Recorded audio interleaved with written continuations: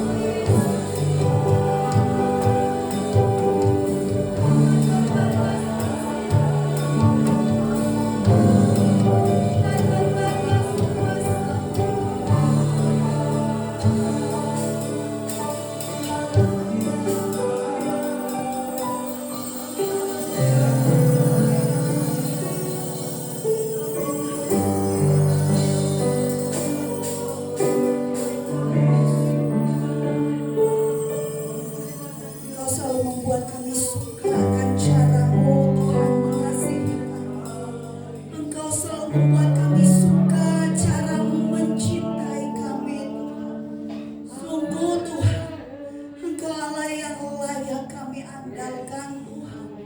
Sungguh Engkau Allah yang layak untuk kami percaya Tuhan. Untuk itu Tuhan pagi ini kami datang kepadamu Tuhan, untuk merayakan kasih-Mu, untuk merayakan cinta-Mu atas kami Bapa. Biarlah pagi ini kami menikmati hadirat-Mu bersama-sama ya Tuhan.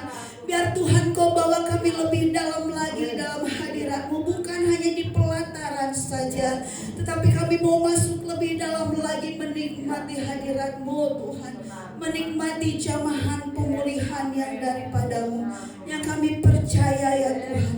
Engkau Allah yang kami sembah, Allah yang senantiasa memberkati kami walaupun kami tidak mengerti Tuhan jalan-jalan yang kami lewati, tapi Engkau menuntun kami Tuhan.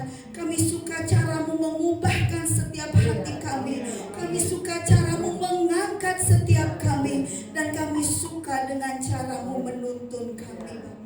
Untuk itu Tuhan pagi ini Tuhan, kami mau semakin menyembah Tuhan, kami mau semakin meninggikan Tuhan. Engkau yang hadir dan bertahta pagi ini bagi kami ya Tuhan. Kami mau haturkan Tuhan sembah sujud kami, syukur kami hanya kepadamu Tuhan.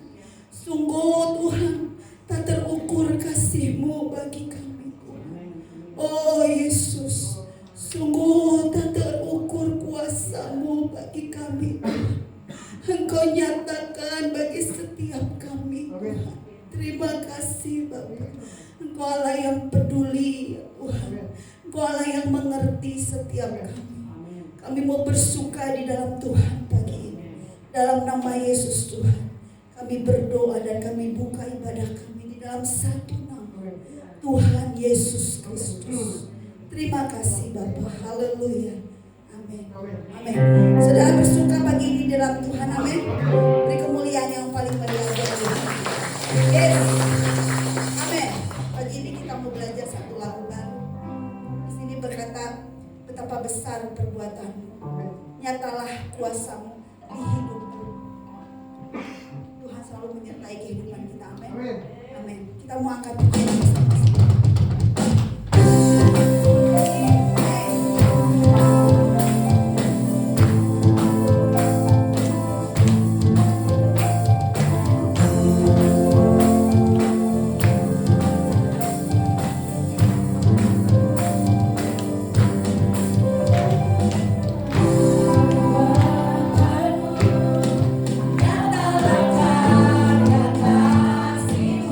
Di mana?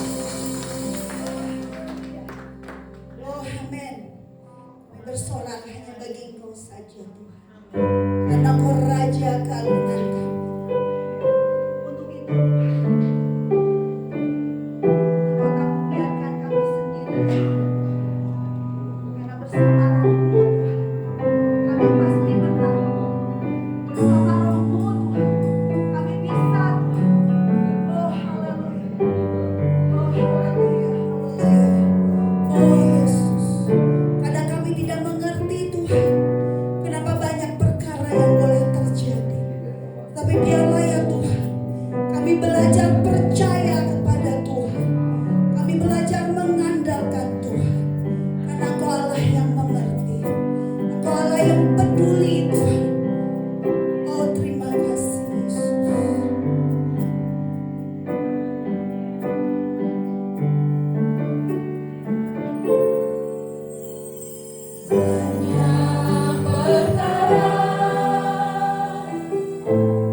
Yang tak dapat ku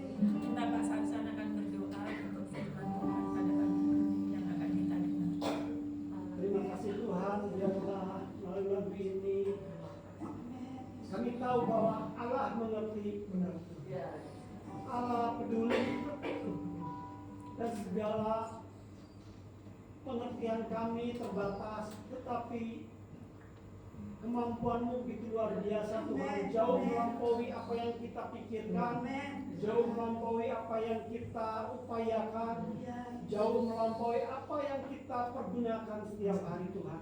Allah memahami dan kuasa-Mu begitu luar biasa Tuhan, dahsyat dan ajaib. Kami boleh rasakan itu Tuhan hari-hari ke depan. Kami akan terus merasakan kasih Allah yang begitu luar biasa, pertolongan Tuhan dan kemampuan Tuhan untuk selalu menyertai kami. Itu yang selalu kami harapkan di dalam setiap hari yang kami lewati.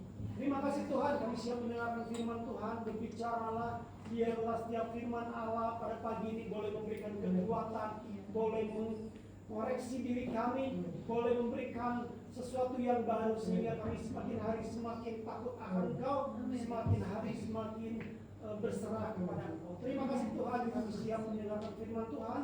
Di dalam nama Tuhan Yesus Kristus kami berdoa. Haleluya. Amin. Amin.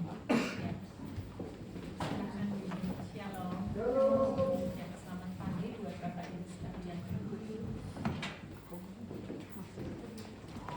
Bapak Ibu yang dikasih Tuhan, hari ini kita menutup rangkaian seri Akulah ya. Setelah Akulah Terang Dunia, Akulah Pokok Anggur yang Benar. Hari ini saya bicara tentang pernyataan Yesus di dalam Yohanes pasal yang ke-10, itu tentang akulah pintu. Sebenarnya Yohanes pasal 10 itu ada dua ya. Akulah pintu dan juga akulah gembala yang baik. Tetapi saya mau kita belajar tentang akulah pintu, dan judul yang saya berikan dalam khotbah pada pagi ini adalah melewati Dia. Ya. Karena Yesus menyatakan dirinya adalah pintu. Yohanes 10 ayat 1 sampai yang ke-10. Mari kita bersama-sama pada pagi ini kita mau firman Tuhan ini memberikan kekuatan bahwa kita melewati Dia karena Yesus adalah pintu buat kita. Ya, Yohanes 10 ayat 1 sampai 10 demikian firman Tuhan. Aku berkata kepadamu, sesungguhnya siapa yang masuk ke dalam kandang domba dengan tidak melalui pintu. Perhatikan.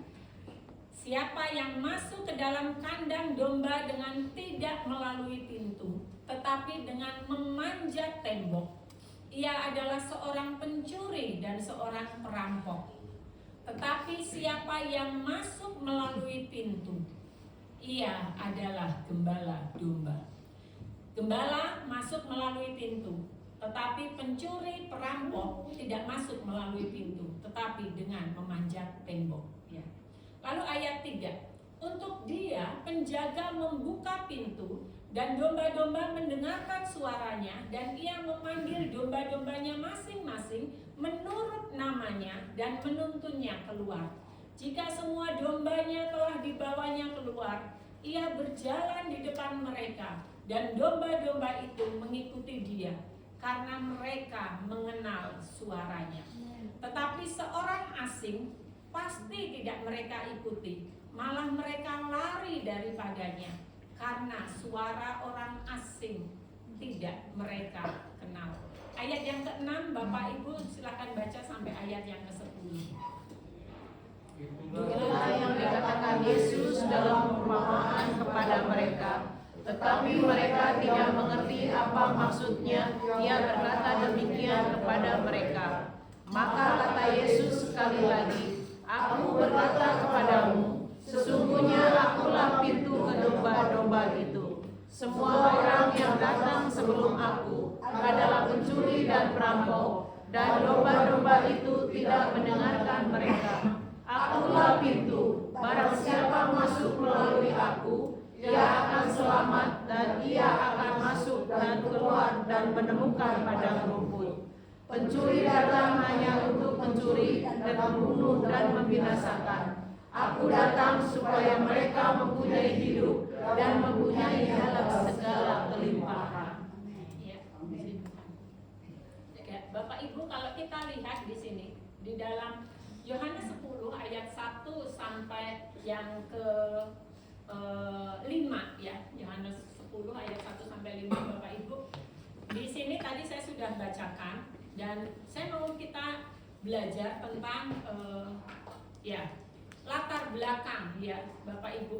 Kalau Bapak Ibu tetap perhatikan ayat ini 1 sampai 5 ya. Di sini dikatakan sesungguhnya siapa yang masuk ke dalam kandang domba dengan tidak melalui pintu tetapi dengan memanjat tembok, dia adalah pencuri atau perampok. Tetapi siapa yang masuk melalui pintu, ia adalah gembala domba.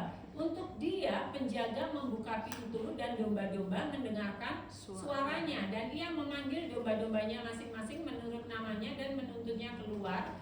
Jika semua dombanya telah dibawanya keluar, ia berjalan di depan mereka dan domba-domba itu mengikuti dia karena mereka mengenal suaranya. Tetapi seorang asing tidak mereka ikuti, malah mereka lari daripadanya karena suara orang asing tidak mereka kenal. Jadi pada masa itu di kehidupan di Timur Tengah, dalam budaya Israel pada masa itu ya, mereka adalah ya banyak sekali para gembala ya. Makanya ketika Yesus lahir ke dalam dunia, malaikat pertama kali menjumpai gembala. Nah, pada masa itu ada 2 jenis kandang. Yang pertama ini adalah kandang yang ada di pemukiman ya, kandang yang ada di pemukiman yang besar sekali. Nah, begitu besarnya kandang ini ya, dan ada pintunya dan ada penjaganya. Ya, ada pintu dan ada penjaganya. Dan kandang ini digunakan oleh beberapa gembala. Jadi ada gembala yang punya 50 domba, ada gembala yang punya 100 domba. Ini bisa digunakan paling tidak 5 gembala. Kalau masing-masing gembala punya 100 ya, karena Yesus pernah cerita tentang ada domba 100 ekor ya, hilang 1 ya. Jadi kita asumsikan gembala punya 100 domba, itu bisa dipakai berbarengan 5 gembala. Jadi artinya adalah sekitar 500 domba menyatu di situ. Ketika selesai ya, hari itu mulai sore, domba-domba ini dibawa masuk ke kandang, lalu di situ pintunya ditutup dan ada penjaganya. Gembalanya itu bisa tidur ya di rumah atau di tempat yang tidak jauh dari kandang domba itu. Tetapi gembalanya tidak menjaga, ada penjaga. Nah, begitu paginya, ya ayat yang ketiga, untuk dia penjaga membuka pintu. Ketika gembala-gembala itu datang, 5 orang gembala itu datang, ya, untuk dia penjaga membuka pintu di ayat 3 dan domba-domba mendengarkan suaranya. Dan ia memanggil domba-dombanya masing-masing menurut namanya dan menuntutnya keluar. Jadi meskipun ada 500 domba, ya ada 5 gembala, tapi domba itu nggak pernah tertukar untuk mengenali suara gembalanya. Dia tahu mana gembalanya. Bahkan kalau gembalanya telah datang dari 5 gembala itu, yang domba-domba yang tahu bahwa itu bukan gembalanya, dia tidak akan keluar kandang. Jadi itu artinya kandang domba pada masa itu, ya Bapak Ibu. Nah, demikianlah di dalam ayat 5, tetapi seorang asing pasti tidak mereka ikuti, malah mereka lari daripadanya karena suara orang-orang asing tidak mereka kenal ya. Jadi dia hanya tahu suara gembalanya saja. Lalu ayat yang ke-6 ya, itulah yang dikatakan Yesus dalam perumpamaan kepada mereka, tetapi mereka tidak mengerti apa maksudnya. Makanya ayat 7 Yesus bilang lagi, maka kata Yesus sekali lagi, ya Alkitab mencatat itu dan saya bold dengan merah.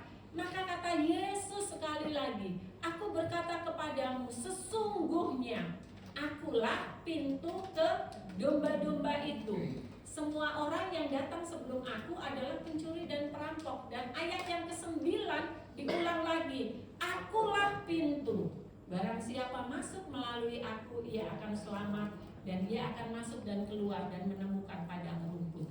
Nah, dalam ayat yang ke-6 sampai ayat yang ke-10 ini, terutama mulai dari ayat 7, ini bentuk kandang yang lain Bapak Ibu. Nah, kandang yang lain itu adalah kandang, kalau tadi kandang yang ada di pemukiman, ini ada kandang di tempat yang terpencil atau boleh dikatakan di bukit-bukit batu. Jadi ketika domba itu dibawa oleh gembala merumput ke daerah-daerah yang jauh dari pemukiman, tetapi kemudian malam hari tiba, maka domba-domba itu dimasukkan ke dalam kandang yang sementara. Nah, kandang sementara ini terbuat dari batu-batu, ya, terbuat dari batu-batu yang disusun oleh gembala untuk melindungi domba-domba itu. Nah, karena ini adalah kandang yang sementara yang gembala buat, ya, baik itu di daerah yang terpencil jauh dari pemukiman maupun juga di lereng-lereng bukit. Akibatnya apa? Ini kandang darurat, sudah pasti tidak ada pintunya. Jadi hanya batu-batu yang disusun oleh gembala dan tidak ada pintunya. Bapak Ibu, ini budaya Timur Tengah pada masa itu. Tetapi sebenarnya, ya, ini bukan sesuatu yang kita nggak bisa bayangkan. Karena seseorang yang bernama, sebentar, nama lengkapnya Sir George Adam Smith, ya, seorang arkeolog abad ke-19 bernama Sir George Adam Smith pernah berjalan-jalan di Timur Tengah. Jadi ini cerita yang baru nih, bukan cerita tentang ribuan tahun lalu, tetapi cerita yang baru karena abad ke-19. Sir George Adam Smith pernah berjalan-jalan di Timur Tengah dan melihat seorang gembala lokal yang sedang menggiring dombanya ke dalam kandang batu sederhana yang tidak memiliki daun pintu fisik. Jadi dia bertanya kepada gembala itu, mengapa kandang ini tidak ada pintunya? Bagaimana jika domba itu keluar pada malam hari atau serigala masuk di malam hari untuk menerkam domba itu? Nah, gembala itu tersenyum dan menjawab, Tuan, saya adalah pintunya. Ya, maksud Sir George Adam Smith, memang kamu Yesus, begitu ya. Tetapi ya, gembala ini menjawab bahwa dia pintu, itu memberikan gambaran tentang jawaban Tuhan Yesus ketika Yesus menjawab, akulah pintu. Jadi gembala itu menjawab, saya adalah pintunya. Setelah semua domba masuk, saya akan tidur melintang di antara batu itu, dan di tempat yang kosong, di tempat domba masuk itu, saya akan tidur di situ. Jadi tidak ada domba yang bisa keluar tanpa melewati tubuh saya, dan tidak ada serigala yang bisa masuk tanpa melangkahi tubuh saya terlebih dahulu. Jadi Bapak Ibu, ini gambarannya tentang kandang domba, ya, yang tanpa pintu, dan disitulah Yesus berdiri sebagai pintunya untuk menjaga domba supaya pada malam itu domba tidak keluar ataupun juga serigala ataupun ancaman musuh masuk. Nah, Bapak Ibu, apa sih pintu itu? Kalau kita bicara tentang pintu, ya, next, pintu itu merupakan pembatas, betul? Pintu itu merupakan pembatas antara batas di luar dan batas di dalam. Apa yang ada di luar pintu itu adalah di depan rumah. Kalau kita bicara pintu rumah, apa yang ada di dalam itu kita bisa bilang di dalam rumah. Dan itu, ya, antara luar dan dalam itu dibatasi oleh pintu. Antara ruang ibadah dan di luar ruang ibadah ini pun dibatasi oleh pintu dorong push 2 ini, ya, pintu kaca 2 ini. Dan pintu itu juga memberikan rasa aman. Bayangkan kalau kita tidur di rumah nggak punya pintu, ya, kita pasti takut.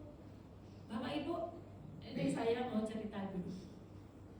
Saya itu bersyukur, ya, tesis saya selesai, nanti tanggal 8 Juli saya akan sidang, dan kalau Tuhan berkenan 17 Agustus saya akan wisuda di gedung baru STT Karisma yang ada di Sumarekon tuh, yang sedang dibangun dengan museum itu kan, ya, museum dan juga, ya, wisuda di situ. Nah, saya itu dalam kesuntukan saya mengerjakan tesis, ya, berbulan-bulan, Pak Sansan yang tahu saya sampai tidur larut malam cari buku, pergi ke perpus sana sini, saya searching, saya lakukan pengamatan begini begitu. Saya itu udah ngomong bolak-balik ke Pak Sansan. Pokoknya kalau kasih saya keterima, saya bisa jerih lelah saya selama kuliah dan sudah mengeluarkan biaya yang cukup besar itu akhirnya terwujud. Saya bilang sama Pak Sansan, pokoknya kasih aku hadiah, saya bilang. Kasih aku hadiah. Hadiahnya itu saya minta jalan-jalan ke Cina. Nah, si Pak Sansan itulah dengan TikToknya, dia itu nemu di Cina toilet yang nggak ada pintunya. Dia kasih lihat ke saya, tuh lihat. Karena saya memang sudah dengar sebenarnya berulang kali ya, orang yang ke Cina itu selalu bergumul dengan masalah toilet umumnya yang katanya jorok lah, yang nggak disiram lah, yang di situ ngambang kuning-kuning lah, langsung lah ya. Dan yang ada yang bilang toiletnya nggak ada pintunya lah, itu betul-betul kalau kita ke Pascal 23 begitu, aduh masuk aja wangi ya, sampai kita rasanya betah, cuci tangan ya sabun, nah saya nggak bisa gitu. Jadi jangan anak begitu, semua saya sudah dengar itu berulang kali ya, lebih dari kira-kira 10 tahun yang lalu orang-orang yang pulang ke Cina itu pada aduh rasanya pada nggak kepengen lah lihat joroknya katanya. Cuman saya kan berpikir ya paling tidak sekarang makin maju lah begitu. Nah Pak Sansan kasih lihat ini, lihat tinggal lihat kata dia gitu, nggak ada pintunya, benar nggak ada pintunya. Saya bilang gitu, ya udahlah biarin gimana nanti aja, pokoknya hadiah mah tetap jalan terus.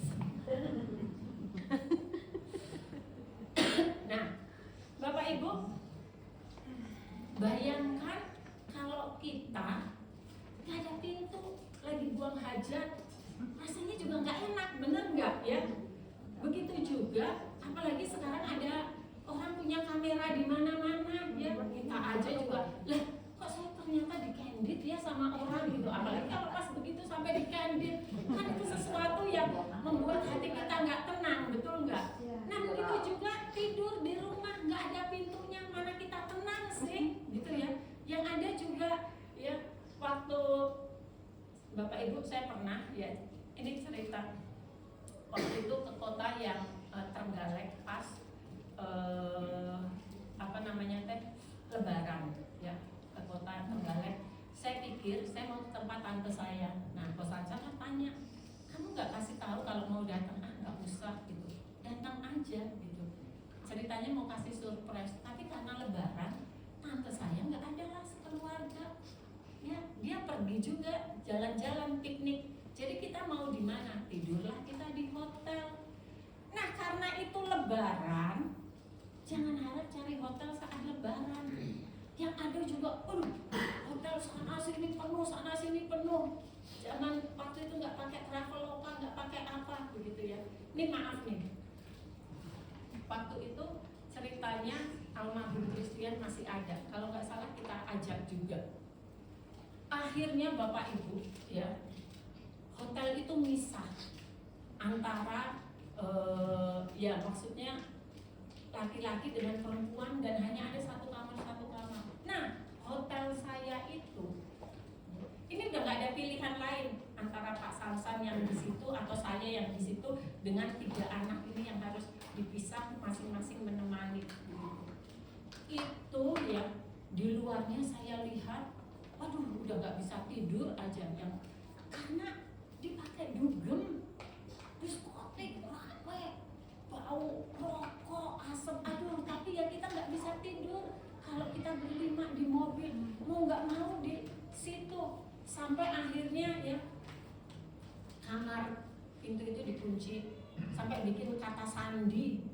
Nanti kalau kita masuk apa gitu, anak-anak masuk karena Pak Sansan harus nganter kita dulu terus pulang ke hotel yang lainnya. Itu cerita hotelnya misah-misah sampai kita kasih tahu anak-anak, oh ini ya kalau mama papa datang sandinya begini gitu. Orang berlima aja harus pisah-pisah hotel begitu ya, cuman ada hotel cukup untuk berdua. Terus udah gitu begitu pintunya ditutup, saya bilang sama Rere, tarik kursi, tarik apa ya, karena di luar itu situasinya udah serem, orang pada minum-minuman dugem di situ. Nanti kalau kita cewek berdua begitu terus ada yang masuk gimana gitu. Jadi kita udah taruh segala gelas yang bisa pecah supaya kalau kita tidur itu pintu didorong bunyi prang gitu ya. Dan itu aja ada pintunya, tapi ada rasa tidak aman. Apalagi nggak ada pintunya, ya. Jadi pintu itu memberikan rasa aman. Ya, pintu merupakan pembatas antara yang ada di luar dan yang di dalam. Dan pintu juga Bapak Ibu merupakan akses masuk. Ya. Nah, kebenaran firman Tuhan ini menolong kita untuk kita memahami ketika Yesus bicara bahwa akulah pintu. Bapak Ibu, Yesus adalah akses masuk. Ya, dia adalah pintu. Yang pertama yang mau kita lihat adalah dia adalah pintu keselamatan. Bapak Ibu, dunia itu menawarkan banyak pintu. Pintu alternatif. Tetapi di dalam ayat 9 dikatakan bahwa akulah pintu. Barang siapa masuk melalui aku, ia akan selamat. Jadi kata ia akan selamat di dalam ayat 9 menunjukkan bahwa tidak ada jalan lain untuk mendamaikan manusia dengan Allah selain melalui Yesus. Jadi melalui Yesus itulah kita beroleh akses masuk. Melalui Yesus itulah kita beroleh jalan untuk masuk kepada karya yang luar biasa, yaitu kita menikmati karya Allah, kita menikmati kasih Allah, kita menikmati kebaikan Allah. Oleh karenanya kita harus memastikan diri kita sudah benar-benar melangkah masuk melewati pintu, yaitu melewati Yesus. Kenapa saya harus bicara ini? Apakah saya ragu dengan keselamatan Bapak Ibu? Saya berharap kita semua adalah orang-orang yang sudah masuk melewati pintu, yaitu melewati Yesus. Bapak Ibu, beberapa kali saya pernah menjadi fasilitator di Wanita Bijak. Seringkali ya, ini pesertanya sebenarnya semuanya Kristen. Tetapi selalu dipesan bahwa yang pertama adalah pastikan dulu keselamatannya.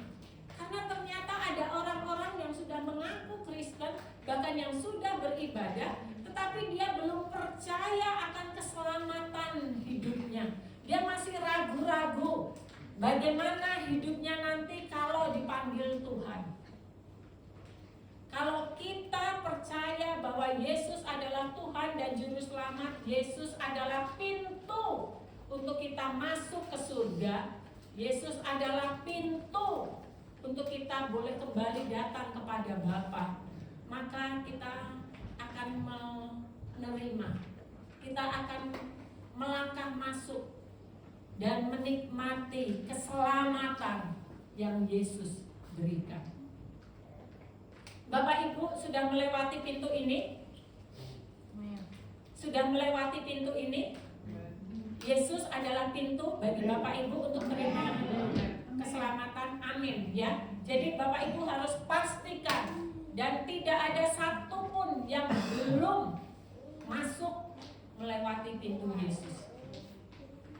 Jangan biarkan ya, hidup kita binasa, tetapi pastikan bahwa kita masuk melalui pintu, dan pintu itu adalah Yesus.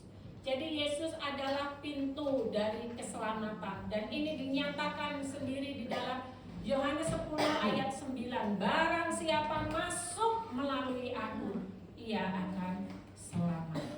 Yang kedua, Bapak Ibu, pintu Yesus adalah, dia adalah pintu perlindungan. Jadi di dalam ayat yang ke-9 dikatakan, akulah pintu, barang siapa masuk melalui aku, ia akan selamat, dan ia akan masuk dan keluar dan menemukan padang rumput.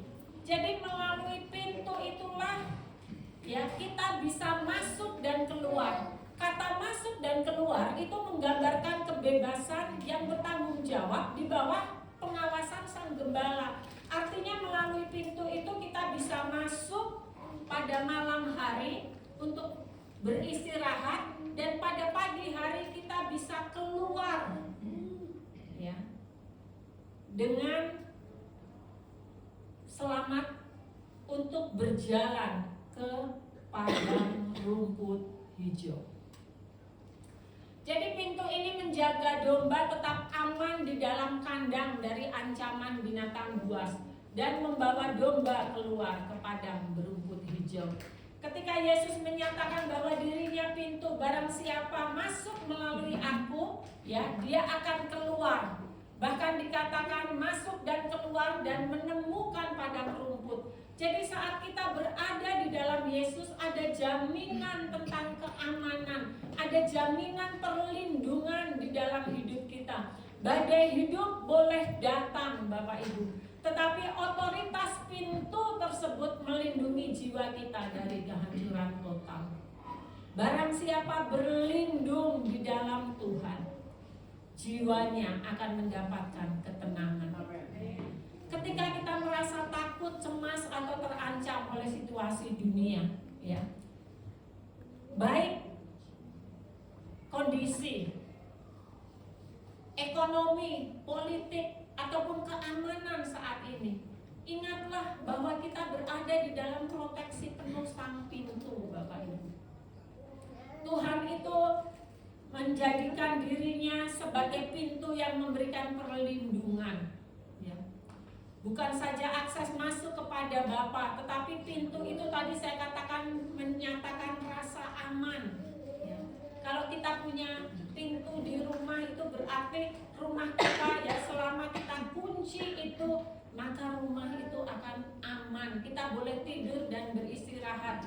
Bahkan kita, ya, beristirahat dengan lelap sampai nggak tahu, ya, tiba-tiba iya, sudah pagi hari yang baru. Kadang bangun tidur juga kita sampai saya bilang hari ini hari apa ya, gitu. Karena terlelapnya tidur, ya. Bahkan juga semalam saya tidur dengan lelap sampai tadi pagi saya sebenarnya ingin sesuatu untuk bangun lebih awal, ya. Sampai akhirnya saya ngerasa, saya bangunnya lumayan siang hari ini, jadi begitu terlelap, ya. Jadi artinya adalah sebagai pintu Tuhan melindungi kita. Bapak Ibu, ada banyak masalah pergumulan di dalam hidup kita, tetapi kalau kita menjadikan Tuhan pintu kita, maka jiwa kita ini akan mendapatkan ketenangan, ya. Dan pintu yang ketiga digambarkan sebagai pintu kelimpahan, the door of provision, ya. Kontras tajam antara pencuri yang datang untuk mencuri, membunuh dan membinasakan, tapi Yesus datang supaya domba-domba mempunyai hidup dan mempunyainya dalam segala kelimpahan. Bapak Ibu, di sini dikatakan kita akan menemukan padang yang berumput hijau, dan ayat yang ke-10 Yesus sendiri mengatakan, Aku datang supaya mereka mempunyai hidup dan mempunyainya dalam segala kelimpahan. Kelimpahan di sini bukan sekadar materi, Bapak Ibu, dan jangan diasosiasikan juga dengan materi. Jangan dipikirkan bahwa kelimpahan tentang materi, melainkan, ya, kepuasan batin, damai sejahtera yang melampaui akal pikiran, dan sukacita yang tidak tergantung pada keadaan. Berhentilah mencari kepuasan di luar Yesus, karena di dalam Dia setiap kebutuhan rohani dan emosional kita selalu dipenuhi secara melimpah. Jadi pastikan bahwa jiwa kita itu menerima ketenangan di dalam Tuhan. Kita percaya bahwa Tuhan memberikan kita kelimpahan, kelimpahan damai sejahtera, kelimpahan sukacita, ya. Kelimpahan di dalam kita menjalani hidup dan hari-hari ke depan, meskipun sulit, ya. Gak ada yang bilang hidup ini mudah, hidup ini sulit. Tapi sesulit apapun percaya ada Tuhan Yesus, ya. Bahkan ada lagu yang mengatakan kalau ada Yesus beres kabeh. Itu artinya sebenarnya jaminan bahwa Tuhan yang menyelesaikan dan memberikan kepada kita damai sejahtera. dan sukacita. Bapak Ibu bersyukur, ya, bersyukur punya Tuhan. Amin. Beberapa hari yang lalu Bapak Ibu, hari Rabu ya, waktu CG, ya, CG gabungan, saya bilang minta didoakan untuk seorang yang bernama Tisha, karena Kamisnya saya memang ke rumah sakit Santosa untuk ya mendampingi Tisha ini. Jadi rupanya dia hari itu akan melakukan CT scan kontras, ya, CT scan kontras yang rata-rata orang datang ke rumah sakit berdua, tapi dia memang sendiri. Ya otomatis sama rumah sakit tidak boleh pasien tanda tangan sendiri, ya, menjamin sendiri gitu, harus ada keluarga. Jadi saya datang, lalu saya juga ditanya sama perawatnya, ibu apanya? Oh iya ini adik saya hanya ngomong begitu, ini adik saya. Jadi saya isi, ya saya tanda tangan, lalu hubungan dengan pasien apa, ya saya bilang kakak, begitu ya tulis, saya tanda tangan, CT scan kontras. Tetapi dia waktu itu saya datang sudah siang, jadi dia sebenarnya sudah masuk ke ruang CT scan itu, baru setelahnya saya tanda tangan. Nah, setelah dia itu ada pasien laki-laki yang umurnya menurut perkiraan saya 30 sampai 40 tahun lah. Belum terlalu tua begitu, sekitar 30 sampai 40 tahun, yang di kursi roda didorong oleh ibunya. Jadi saya lihat wajah-wajahnya mereka yang didorong untuk ke CT scan kontras itu, saya sudah melihat, wah ini ya orang yang sakit-sakitnya itu bukan sakit-sakit model ringan, Bapak Ibu. Jadi dia mau CT scan kontras, ada cairan kan ya, nggak tahu berapa liter itu, sambil ngantri. Jadi sama perawatnya itu disuntikin dengan suntikan kayak yang suntik orang mati itu loh, formalin yang gede-gede gitu kan, cairan warna ungu tuh, ungu muda disuntikin gitu untuk pasien yang lagi duduk gitu. Terus ada lagi yang lain. Nah, Tisha juga demikian. Wah pokoknya karena saya masuk ke ruang radiologi begitulah ya. Akhirnya saya pulang itu bilang sama Pak Sansan ini, Pak, sebenarnya orang kalau yang nggak bisa bersyukur itu jangan jalan-jalan ke mall, jalan-jalannya ke rumah sakit, baru bisa bersyukur. Rasanya kayak hidupnya tuh kurang aja, nggak bisa bersyukur, bersungut-sungut aja. Saya bilang saya nggak ngejalanin itu, ngelihat aja hati saya udah miris. Saya bilang aduh udah takut melihat jarum segede gitu, cairan gini. Terus Tisha keluar juga, dia bilang Bubun tolong dia gitu, aduh aku udah mules gitu karena dimasukin cairan itu tadi. Saya nungguin dia juga di toilet, dia udah mules lah, cairan segede gitu sampai orang perutnya dari biasa sampai menggembung karena diisi cairan kayak begitu untuk dites. Dan sampai saya pulang, sampai rumah sore itu saya udah bilang gitu sama Kak Sansan, udah pokoknya kalau ada orang yang nggak bisa bersyukur suruh jalan-jalan aja ke rumah sakit, saya bilang gitu. Itu paling nggak modalin masker. Jangan ke mall. Nanti kalau ke mall rasanya hidupnya selalu merasa kurang dan selalu nggak bisa bersyukur. Ya. Selalu aja melihat si ini punya ini, gua kapan punyanya, ini begini, itu begitu. Nggak pernah bisa bersyukur bahwa saya melihat begitu aja, oh Tuhan terima kasih sehat. Bapak Ibu, kesehatan itu merupakan anugerah dan itu saya percaya bahwa Tuhan yang memberikan itu. Minggu lalu ya, Bapak Ibu juga tahu saya sakit ya, saya pakai masker, saya demam sudah 5 hari, di rumah naik turun menggigil, pakai jaket lah, pakai selimut sampai double 2, panas tapi menggigil. Saya pun sebenarnya masuk rumah sakit, Bapak Ibu nanya Pak Sansan itu ya, dia yang ngurus seperti itu. Saya sempat diinfus, periksa darah begini gitu, ini bekasnya sampai masih ungu begitu. Dan makanya waktu besoknya saya ke Permata ditanya sudah sembuh gitu, siapa yang nanya ke saya waktu CG sudah sembuh, ya saya bilang udah, tapi saya nggak bilang bahwa saya ke rumah sakit juga, diinfus, ya minum obat sampai habis, ya dengan antibiotik yang lain-lain karena sakit. Dan di situ itu, ya saya aja merasa bersyukur, Tuhan bersyukur ya, nggak dirawat nggak apapun bersyukur sebenarnya sudah sembuh, sudah sehat. Apalagi ngelihat orang yang, aduh saya bilang itu dari wajahnya, dari badannya, ya itu udah kelihatan ya sakit yang dirasakan.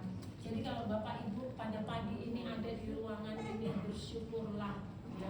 Tuhan memberikan kelimpahan dalam hidup Bapak Ibu, damai sejahtera, sukacita, ya hal-hal yang Bapak Ibu perlukan Tuhan itu menyediakan.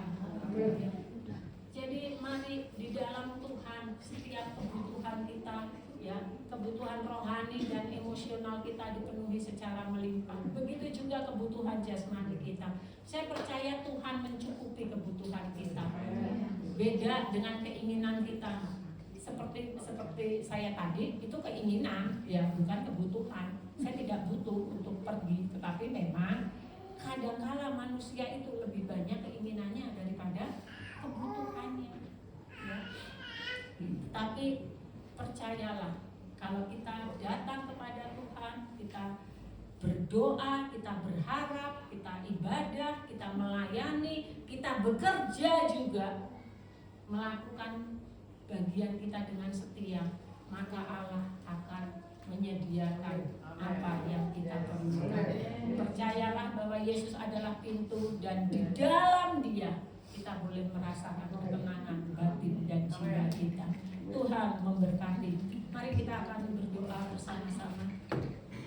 Kita akan datang kepada Tuhan.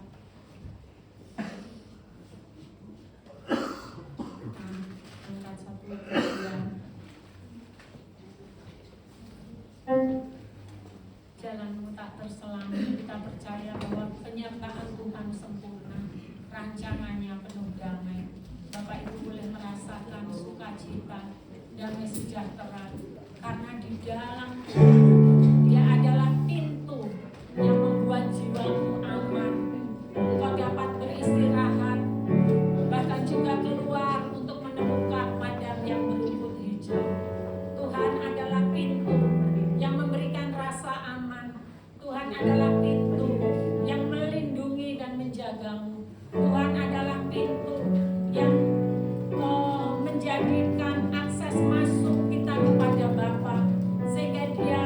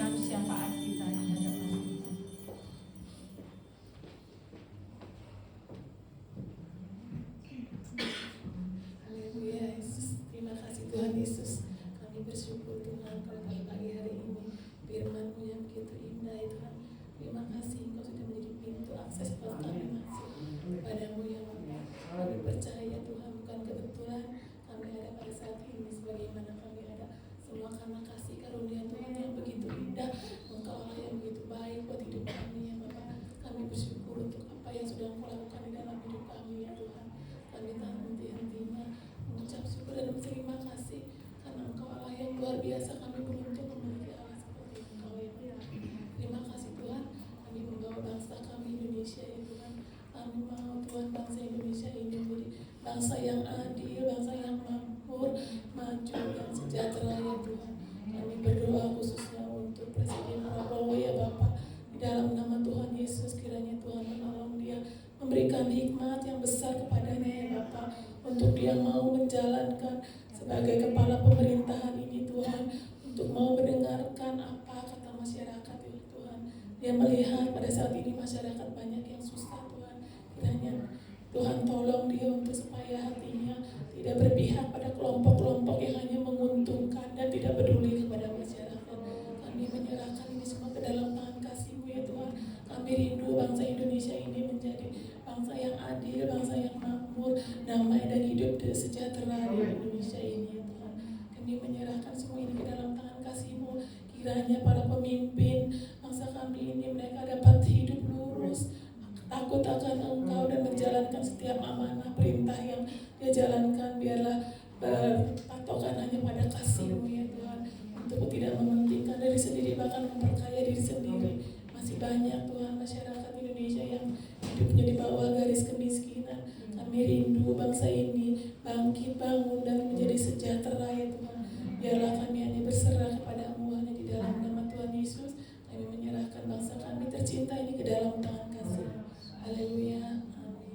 Bapa di dalam surga, kami mengucap syukur Tuhan untuk hari ini firman-Mu mengingatkan kami, Engkaulah pintu Tuhan, dan kami boleh merasa aman di dalam Tuhan, karena Engkau pintu, bahkan bukan pintu secara fisik, tetapi diri-Mu sendiri Tuhan, menjadi pintu yang berjaga-jaga untuk jiwa kami, supaya jiwa kami tidak menjadi terkaman dari singa yang mengaum-ngaum, yang berusaha untuk menghancurkan, bahkan yang berusaha untuk menelan kami. Kami berdoa di dalam nama Tuhan Yesus, Engkau memberikan keamanan bagi roh kami Tuhan, bagi iman kami ya Tuhan, untuk kami boleh tetap dilindungi oleh Tuhan dari setiap ya Tuhan pengaruh, dari setiap ancaman, bahkan juga dari setiap tipu daya si jahat, si iblis yang berusaha untuk menghancurkan hidup kami, karena pencuri datang hanya untuk mencuri, membunuh dan membinasakan. Tetapi kami minta Engkau Yesus adalah pintu yang melindungi kami dari setiap ancaman si jahat, sehingga kami boleh merasa aman, jiwa kami boleh merasa tenang, meskipun ada banyak tantangan, pergumulan yang kami hadapi, tetapi kami tetap percaya bahwa Tuhan tidak pernah tinggalkan kami. Engkaulah pintu yang membuat kami aman. Kami boleh masuk dan keluar menemukan padang rumput. Itulah perlindungan-Mu, itulah pemeliharaan-Mu, itulah ya Tuhan penyediaan yang Kau berikan. Karena firman-Mu sendiri menyatakan, Aku datang supaya mereka mempunyai hidup dan mempunyainya dalam segala kelimpahan. Kami boleh menerima kelimpahan damai sejahtera, kelimpahan sukacita, bahkan juga ya Tuhan kelimpahan di dalam jiwa kami, di dalam roh kami, di dalam emosi kami ya Tuhan. Kami tahu bahwa jiwa kami aman, hidup kami tenang di dalam tangan Tuhan. Terima kasih ya Tuhan. Kami percaya bahkan juga untuk setiap kebutuhan jasmani kami Tuhan akan menyediakan, karena Engkaulah gembala yang menuntun kami ke padang yang berumput hijau. Engkaulah gembala yang membawa kami ke air yang tenang. Engkau yang menyegarkan jiwa kami sehingga kami boleh menjadi gembala, domba-domba gembalaan-Mu ya Tuhan, yang secara jasmani maupun rohani kami boleh kuat, kami boleh sehat, kami boleh menjadi domba-domba yang terus mendengar suara Tuhan, dan oleh-Mu ya Tuhan kami menjadi domba-domba yang berguna. Terima kasih Tuhan, kami mengucap syukur. Kami serahkan hidup kami sepenuhnya dalam kuasa tangan-Mu. Kami juga berdoa untuk keluarga Om Dian ya Tuhan, yang tidak bersama dengan kami dalam ibadah pagi ini. Tuhan juga yang terus menolong, menyertai, memberikan damai sejahtera dan sukacita. Begitu juga buat keluarga Ko Iin, kami serahkan dalam tangan-Mu. Kami percaya juga penyertaan dan perlindungan Tuhan nyata, sehingga minggu depan mereka juga boleh kembali beribadah bersama-sama kami. Kalau sebentar kami juga memberikan persembahan syukur kami kami percaya ya Tuhan, apa yang kami terima datangnya daripada-Mu, dan kami sudah diberkati, kami mau menjadi saluran berkat. Terima kasih Bapa, di dalam nama Tuhan Yesus Kristus kami mengucap syukur, dan seluruh jemaat Tuhan, Tuhan lindungi satu persatu, bahkan setiap keluarga. Begitu juga buat Juan dan keluarganya, kami serahkan dalam perlindungan tangan Tuhan yang ajaib itu, memelihara, bahkan menyembuhkan dan memulihkan jiwa. Terima kasih Bapa, kami mengucap syukur, dan sebentar kalau kami akan pulang ke rumah kami masing-masing, perlindungan-Mu nyata ya Tuhan. Bahkan kami boleh merasakan pemeliharaan Tuhan setiap hari, setiap saat, setiap waktu. Engkaulah gembala kami yang tidak pernah terlelap dan tidak pernah tertidur. Kami boleh membaringkan diri kami Tuhan di dalam-Mu sebagai gembala kami yang ajaib, gembala yang agung, gembala yang baik. Terima kasih Tuhan. Di dalam nama Tuhan Yesus Kristus kami berdoa dan mengucap syukur serta menyerahkan ibadah minggu depan. Kami akan masuk di bulan yang baru dalam rangkaian perjamuan kudus juga. Tuhan yang akan memberkati, menyucikan, dan membawa kami untuk terus mengingat akan kasih Tuhan melalui karya salib-Mu. Begitu juga kegiatan worship night ya Tuhan yang akan dilaksanakan. Tuhan juga yang akan memberkati Pak Teguh yang menyampaikan firman. Begitu juga semua yang melayani, kami serahkan dalam tangan Tuhan. Kami juga berdoa buat besok ya Tuhan, perjalanan pulang Rere dan juga Evelyn ya Tuhan dari Kalimantan bersama dengan tim dari Korea. Setiap pesawat yang dipakai Tuhan akan memberikan perlindungan. Bahkan tim misi ini malam harinya akan langsung kembali ke Korea pun Tuhan yang memberkati mereka. Biar hati setiap orang-orang ya Tuhan, bagi jiwa-jiwa itu terus menyala-nyala. Demikian juga hati kami Tuhan kepada jiwa-jiwa juga yang belum diselamatkan, terus menyala-nyala. Untuk kami rindu sanak famili, keluarga, tetangga, kota kami, provinsi kami, dan Indonesia ini mengalami jamahan lawatan Tuhan. Terima kasih Bapa, kami mengucap syukur. Dalam nama Tuhan Yesus kami berdoa. Dan mari Bapak Ibu yang dikasihi Tuhan, sebelum kita mengangkat tangan mendeklarasikan ayat terlebih dulu, baru saya akan menaikkan doa berkat. Mari kita akan deklarasikan ayat firman Tuhan pada pagi ini. Haleluya, haleluya Yesus. 2, 3. Jejak orang benar adalah lurus, sebab Engkau yang merintis jalan lurus baginya. Amin. Bapa di dalam surga, kami boleh mengucap syukur karena jejak orang benar adalah lurus, karena Engkau yang merintis jalan lurus bagi kami ya Tuhan. Terima kasih Tuhan, kami boleh mengikut Engkau setiap saat, setiap waktu. Terima kasih Bapak. Mari Bapak Ibu yang dikasih Tuhan, terimalah berkat yang Tuhan sediakan untukmu pada minggu ini sampai 1 minggu ke depan. Terimalah kasih sayang, rahmat, perlindungannya yang besar. Tuhan memberkati engkau dan melindungi engkau. Tuhan menyinari engkau dengan wajahnya dan memberi engkau kasih karunia. Tuhan menghadapkan wajahnya kepadamu dan memberimu damai sejahtera. Terimalah kasih yang besar, yang melebihi dari apapun juga. Tak terukur kasih Tuhan. Dia memberkatimu, Dia menyertaimu, Dia menolongmu, Dia menyembuhkanmu dari sekarang sampai selama-lamanya. Di dalam nama Bapa, Anak, dan Roh Kudus. Haleluya, puji Tuhan. Amin. Tuhan memberkati. Saudara, jangan dulu keluar ya. Duduk dulu di tempat.